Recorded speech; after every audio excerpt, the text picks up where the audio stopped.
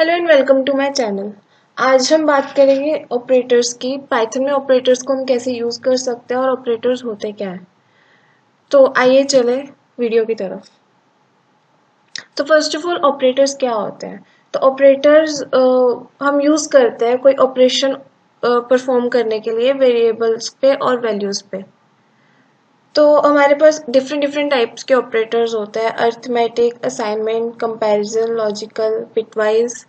सबसे ज़्यादा तो जैसे कि फर्स्ट एग्जांपल हम ऑपरेटर का ये ले लेते हैं। जैसे कि हमें कोई एडिशन करना है, तो हमने x को वैल्यू दी 10 एंड y को वैल्यू दी, इसको मैं जूम कर देती हूँ ताकि ढंग से दिखे, और y को वैल्यू दी 2। तो अगर हम इनको प्लस करवाएं, प्रिंट x प्लस y, तो ये बीच में जो प्लस का साइन है ये प्लस ऑपरेटर है, इसको हम बोलते हैं अरिथमेटिक ऑपरेटर। अरिथमेटिक ऑपरेटर्स वो ऑपरेटर्स होते हैं जो कि लॉजिकल प्रॉब्लम्स के लिए यूज कर जाते हैं। इसकी मैथमेटिकल प्रॉब्लम्स होती हैं। प्लस, माइनस, डिवाइड, मल्टीप्लाई, ये सब अरिथमेटिक ऑपरेटर्स होते हैं। तो जब हम इसकी आउटपुट निकालेंगे,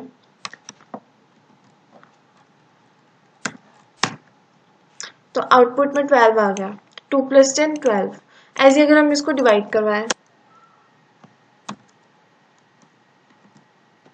तो यहाँ पे 5.0 आ गया, क्योंकि जब हम डिवीजन करते हैं तो हमेशा ये फ्लोट में होता है। तो यहाँ पे हमेशा पॉइंट में आंसर यही आएगा।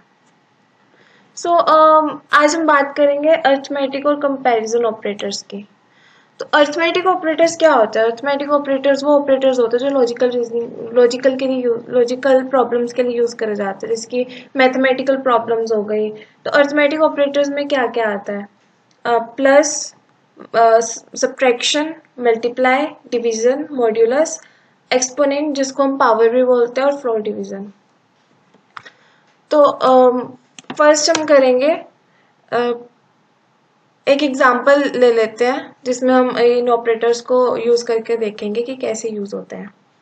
तो फर्स्ट एग्जांपल, हम एक एग्जांपल लेते हैं। जैसे कि हमने प्राइस लिया, जिसकी क्लोथ का प्राइस लिया हमने 50, और शूज का प्राइस लिया हमने 20, और हमने फूड का प्राइस लिया हमने फूड का प्राइस लिया हमने 30।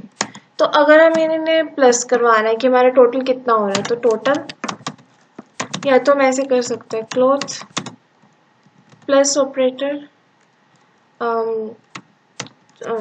शूज प्लस ऑपरेटर फूड, और हम इसको प्रिंट करवा देंगे, प्रिंट टोटल। सो ये आउटपुट में ये सबको प्लस कर देगा। लेट्स सी 100, 50, 20, 30, टोटल होता है 100। अगर हमें टोटल के साथ हमें कुछ और प्रिंट करवाना है, जिसकी हम यहाँ पे प्रिंट करवा सकते हैं, योर टोटल अमाउंट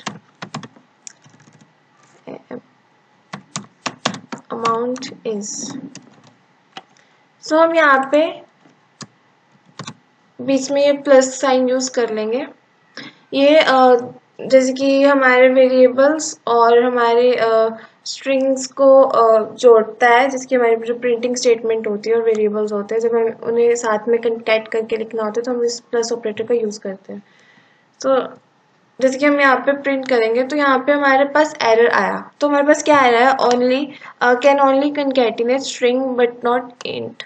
तो अब हम इंटीजर को यहाँ पे कंकैटिनेट नहीं कर सकते, क्योंकि ये इंटीजर है और ये स्ट्रिंग है। इसके अगर हमें इन दोनों को साथ में प्रिंट करवाना है तो हम कैसे करेंगे। तो हम यहाँ से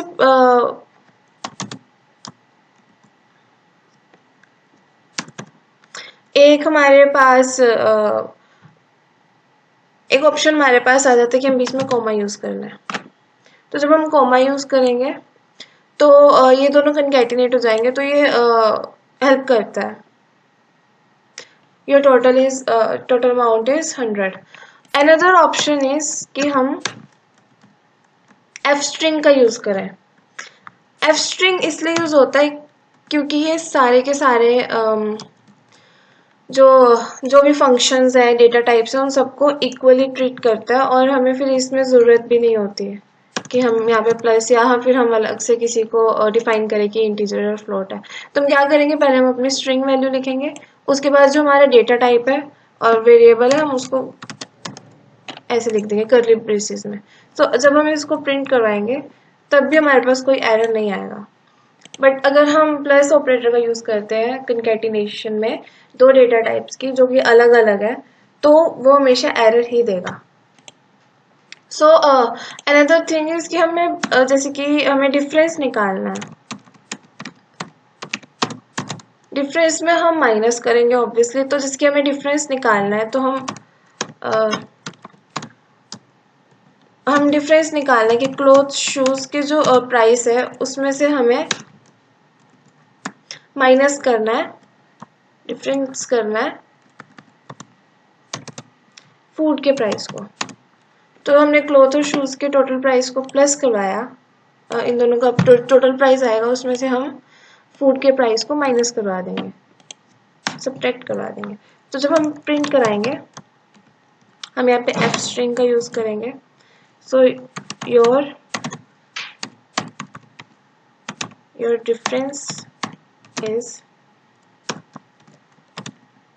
तब हम यहाँ पे क्या यूज करेंगे, सेमी कॉलन कर्ली ब्रेसेस और उसमें हम डिफरेंस डाल देंगे। और जब हम प्रिंट करवाएंगे तो यहाँ पे हमारा डिफरेंस आ रहा है 40।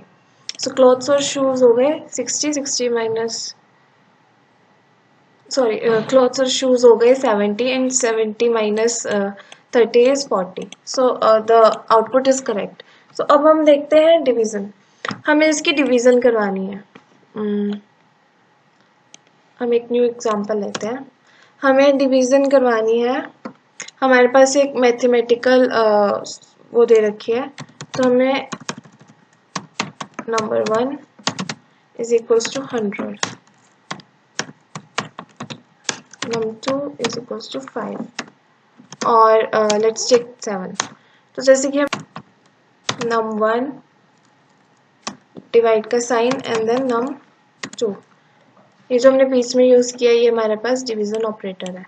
सो अब हम आउटपुट देखते हैं। It's 14.28571। It's a very long number, ये बहुत लंबा नंबर है।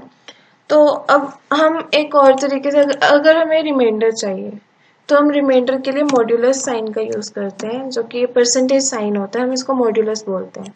तो जब हम इसको प्रिंट कराएंगे तो यहाँ पे हमारे पास रिमाइंडर आ जाएगा 2। सो डिवीजन यूज होता है डिवाइड करने के लिए और मॉड्यूलस यूज होता है रिमाइंडर लाने के लिए।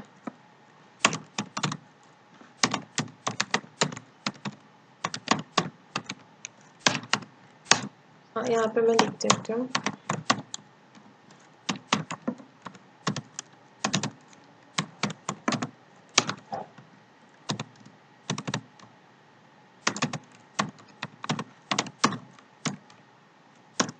Used to get quotient or used to do division.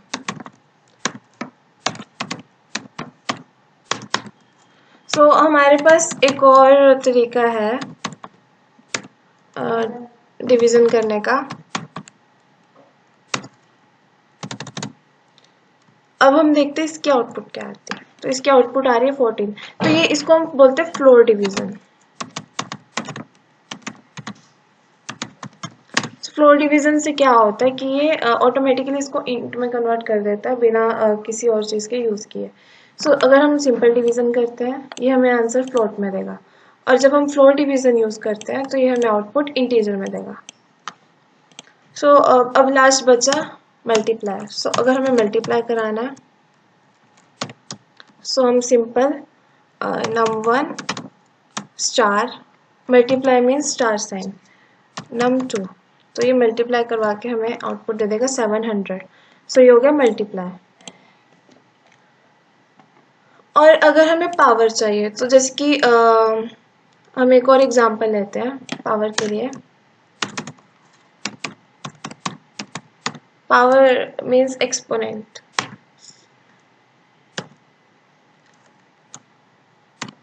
Exponential. So जैसे कि हमने एक वैल्यू ली x इज इक्वल्स टू 2, इसकी हमने x की वैल्यू ली 2। तो अगर हमें इसकी पावर चाहिए, अगर हमें इसे पावर देनी है तो हम कर देंगे x डबल स्टार, और जिसकी हमें इसको क्यूब देना है, x की बोलते हैं ना x की पावर क्यूब, x की पावर स्क्वायर। सो हमें x की पावर 3 देनी है तो हम इसमें प्रिंट करवा देंगे power. So this will be 8, 2 की पावर क्यूब इज 8। सो जैसे कि हमें 4 देना है तो हम 4 दे सकते हैं, हम जितनी मर्जी पावर दे सकते हैं। सो ये हमें उसका आंसर दे देगा। सो अब बात आती है कंपैरिजन ऑपरेटर्स की।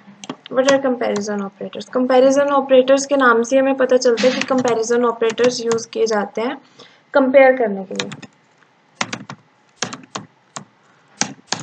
ये बेसिकली इसलिए यूज करते हैं ताकि जिसकी हमें दो चीजें दे रखी है, जिसकी 2 एंड 4, अगर हम दोनों को कंपेयर करें कि 2 इक्वल्स टू 4 है तो नहीं, 2 इक्वल्स टू 4 नहीं होता है।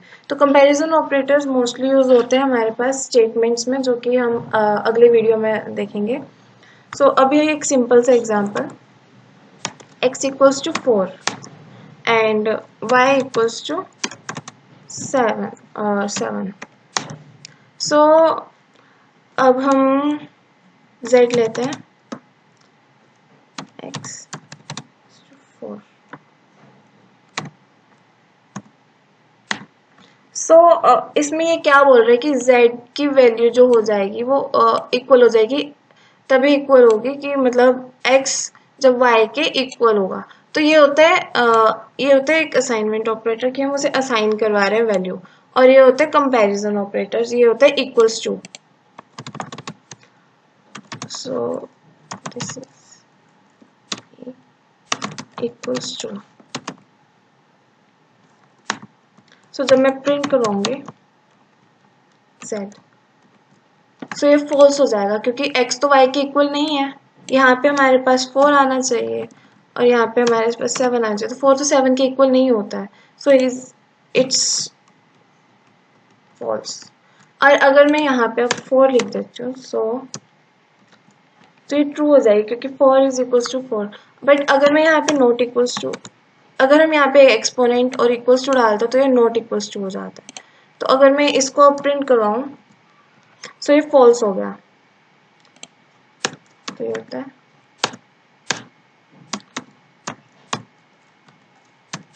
Not equals to. अब जैसे कि हमें ये भी मैं लिख देती हूँ,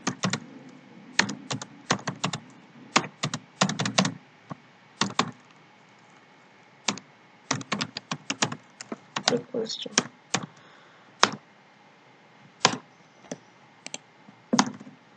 अब जैसे कि हमें हमारे पास और भी कंपैरिजन ऑपरेटर्स होते हैं, जैसे कि greater than, lesser than, greater than equals to and lesser than equals to. So greater than क्या होगा, जैसे कि हमने एक वेरिएबल ले लिया age 25, age 1, age 2 is equals to 54। So अब जैसे कि हमने टोटल देखा, age 1 is greater than age 2। तो अब इसका क्या आउटपुट आएगा ये देखते हैं, प्रिंट टोटल। सो ये फॉल्स आ गया। मैं इसको हम कमेंट कर देते ताकि अच्छे से हमें पता चल जाए आउटपुट। तो इसका फॉल्स आ गया क्योंकि जो एज 1 है वो है 25 और जो एज 2 है वो है 54, जो कि उससे 54 ऑब्वियसली ग्रेटर है, बट हमने यहाँ पे साइन दिया कि 25 ग्रेटर है, इसलिए हमारी आउटपुट आई। बट अगर हम देते हैं स्मॉलर देन, ये होता है स्मॉलर देन, सो यहाँ पे आउटपुट ट्रू आएगी क्योंकि 25 ऑब्वियसली स्मॉलर देन है 54 से।